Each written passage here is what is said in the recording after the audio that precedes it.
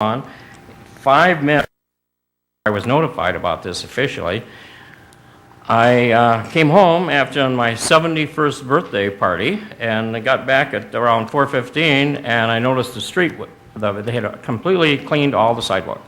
So I got on the phone to Dave, and he called me back at 2 minutes to 5 on my 22nd birthday, and I said, I thought you were going to work with me on this thing. And he said, well, I can't wait any longer. And he says, the city's going to send you a bill. So I feel that it's unjustified that I pay, according to what Ryan told me at the Scott Lawn, 5 men, 6 hours, $294 plus salt. It was $334. When I said I was complaining to the city, he said, well, I'm waiving the $75 fee on the equipment. So at this point, I would really appreciate it if someone would look into this and see if they can give me some help on the bill.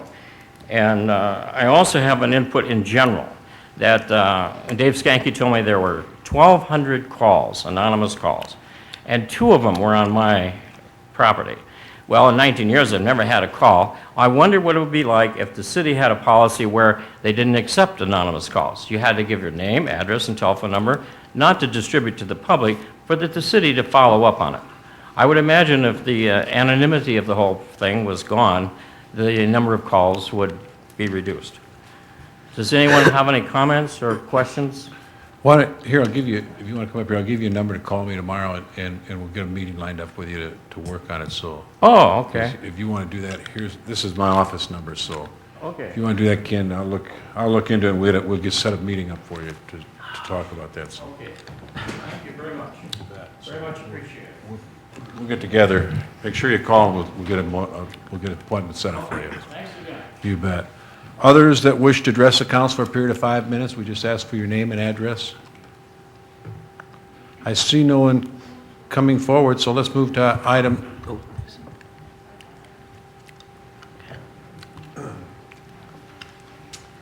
My name is Dorothy Stivers. I live at 6106 South Avenue in Sioux Falls. In my life, at least, we often ask ourselves, what's fair?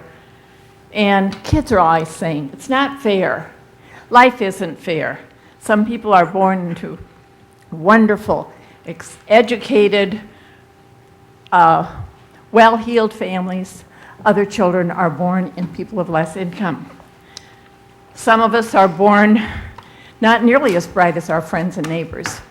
Some of us have physical handicaps.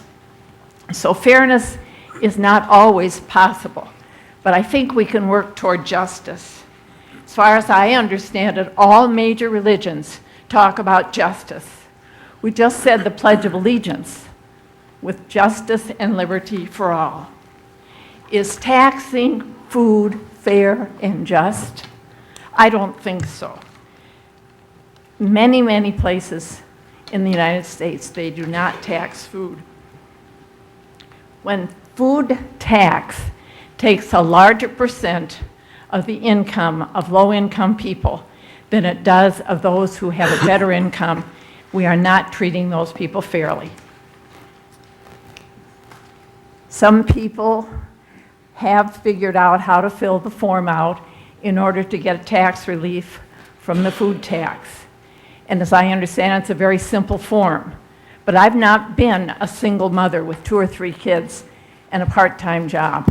So I don't know when she would find time to fill out those forms or perhaps get help with those forms. Food is a necessity for life. Why would we even think about raising the tax on food when right now it's very steep? Thank you. Thanks, Dorothy. Others who wish to address council for 5 minutes?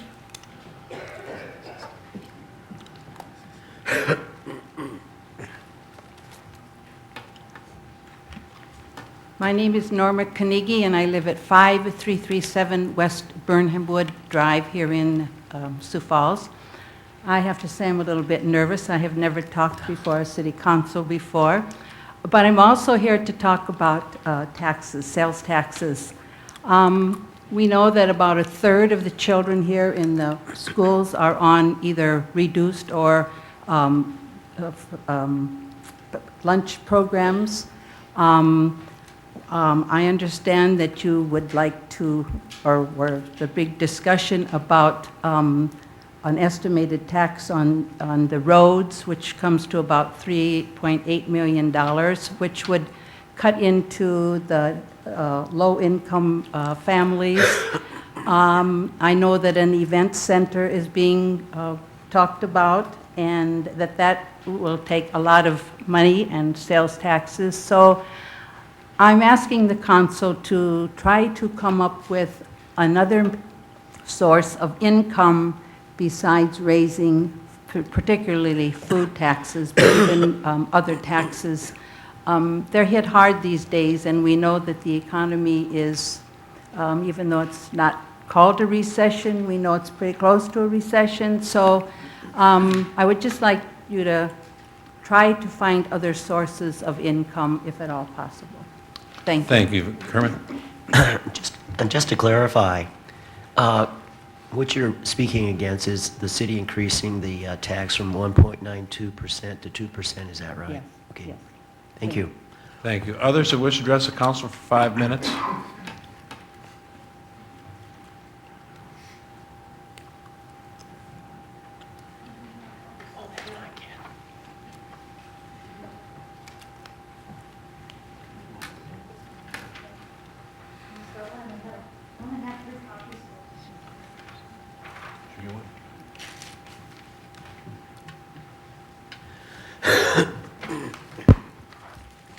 Mayor and City Council, I'm Kathy Brachtolzbauer, 2900 Poplar Drive here in Sioux Falls. And thank you for listening to our comments about the problem of the sales tax, because I understand you're considering raising it. And as it's been mentioned, it's on groceries.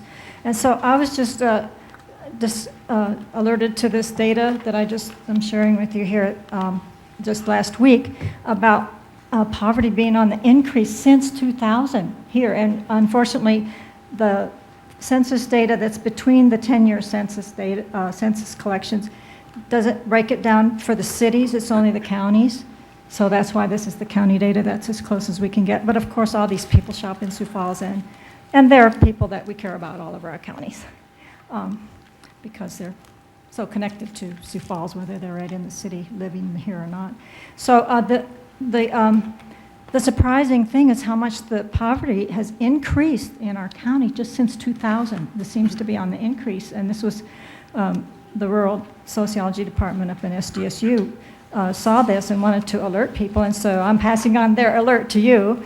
But you'll see in the pink line of Minnehaha County, it's quite a higher, I mean, quite a jump just in these years that are most recently data collected.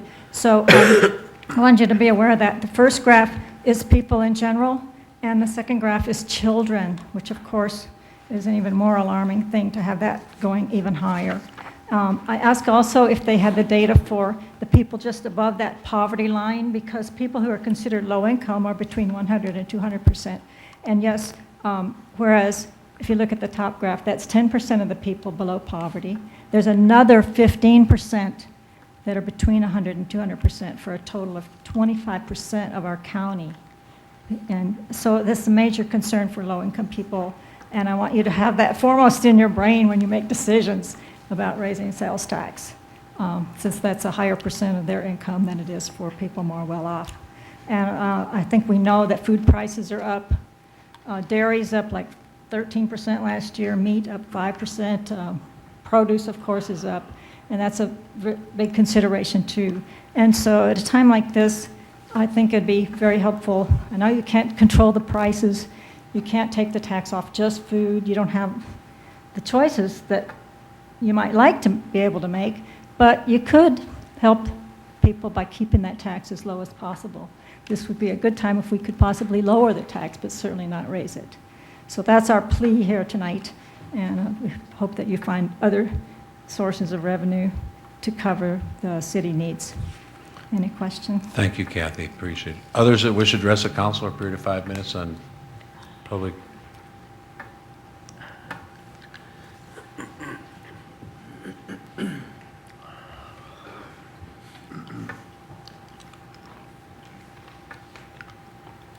Well, I'm Sister Carol Quinn, and I live at 1700 St. Michael's Circle. And I'm going to say somewhat the same thing. I teach refugees and immigrants in their homes, and so I teach a lot of poor people, particularly concerned about the immigrants or those Hispanic particularly background, because hardly any of them, I don't think, make use of food stamps, the free things. Very few of them, I don't think, are, whether they're documented or undocumented, they're paying out of their own pocket, and often they have pretty low-level jobs. But not only them, but a lot of the single moms too, Caucasian or any other. When you think of how many are working in these gas stations and these 10,000 restaurants we have in town, and all these other little nickel and dime Wendy's and all that. You know, I read on the front page of the Argus recently that the waitresses at Frying Pan make $2.50 an hour. I know at Inca they do too, $2.50 an hour. So if it's a slower day and your tips don't come out very much, you haven't brought home much money. And often you're not on food stamps because you're just on that edge, or maybe a tiny bit or something. So there's an awful lot of people who are not like you and I, that we don't have to worry about the food bill next week, too bad, that are just living on the edge. So I just want you to consider that too when you're considering where you're going to get money to pay for a lot of these expenditures that I read on the front page of the paper almost every day now. To just keep thinking that half of the city, is really hard making it nowadays. Thank you. Thanks, sister. Oh. Yeah. Okay, sister, sister. Kermit. Yes, excuse me for my voice this evening, but I was kind of curious that for lower income people, do they try to maybe eat out at really cheap places like McDonald's You and hardly Wendy's? see refugees eating out that I ever noticed, ever see. Even their African they don't have many African restaurants, but they cook at home. Immigrants mostly too. Now maybe there's a few of the Hispanic that would eat out at the McDonald's or probably take it home more. But I don't think eating out, at least, and I've been doing this for 6 years, eating out is not a big thing with them.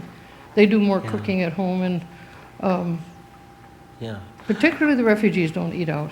Yeah, I've always wondered about that because, sometimes you can get some really cheap meals at, McDonald's and Wendy's You and so want them forth. feeding their kids that junk? Well, no, I'm just saying, I'm not saying every day, but the point I'm trying to make is that we even have a higher tax on food at these kind of restaurants that, many people eat out at.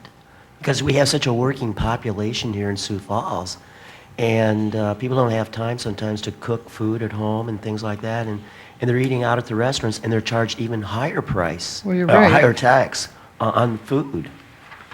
And when I see them bringing home stuff, I discourage it because but I don't see it much, to tell you the truth. Okay. I don't see waste in the food area much. Okay, Okay. thank you. Thank you. Others that wish to address the council on any topic for a period of 5 minutes, give your name and address, please. Scott Erisman, 806 South 10th Avenue.